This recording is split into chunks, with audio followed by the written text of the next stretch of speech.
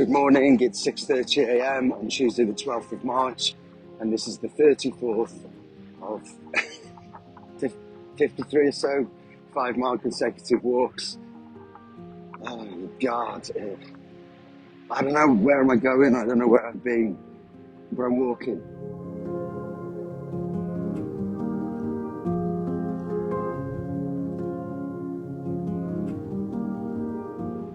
In March 1937, following on from the inquiry, it was announced that legal proceedings were being instigated against the owners, manager and other officials at Gresford. However, before the final trial even began, it was clear that no one would be held responsible for the explosion and subsequent death of 266 miners and rescuers. The mine's ownership would be interrogated about technical breaches of the Coal Mines Regulations Act and nothing else.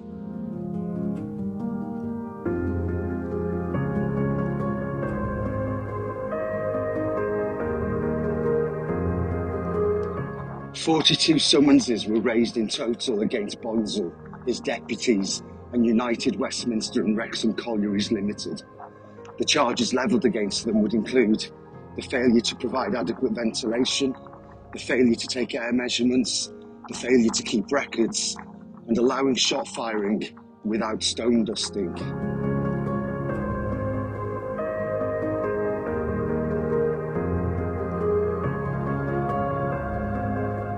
The trial began on the 20th of April 1937 in Wrexham, and within a week a number of summonses had already been dropped and all deputies discharged. Bonsall and the mine owners were the only ones left in the dock. They would eventually be fined £140 and ordered to pay £350 in costs. That's £8,000 and £19,000 respectively in today's money.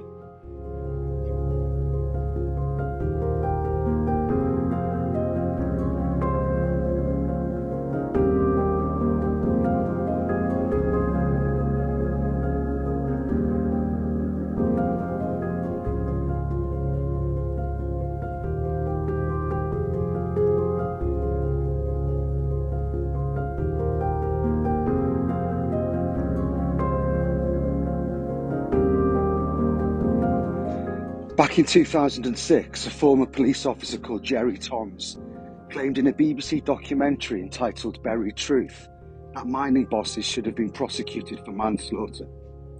Toms claimed that a greater value was placed on profit than men's lives.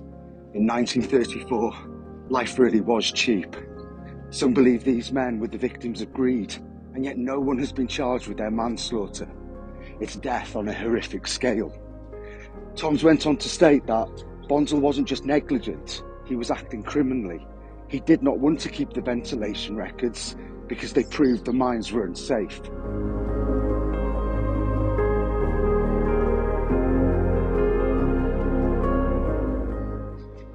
Buried Truth also zoomed in on the mine agent, John Harrop, who also happened to be the mine's third biggest shareholder. Mine agents were supposed to be objective and act as a buffer between the professional running of the mine and the commercial interests of the owners. Toms believed that Harrop's large interest in the mine implicated the owners too. He said, "They must have known about the gas conditions underground. This is a tragic tale of corporate greed and indifference to the real dangers that face the men in that mine."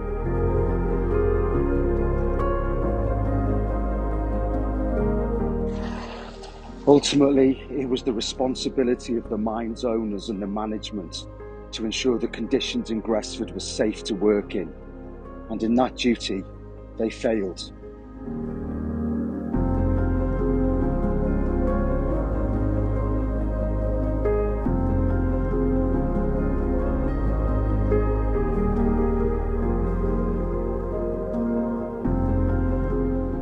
This walk was dedicated to William V. Matthews, Joseph McKean, William Mead, George Mitchell and Ernest Monk.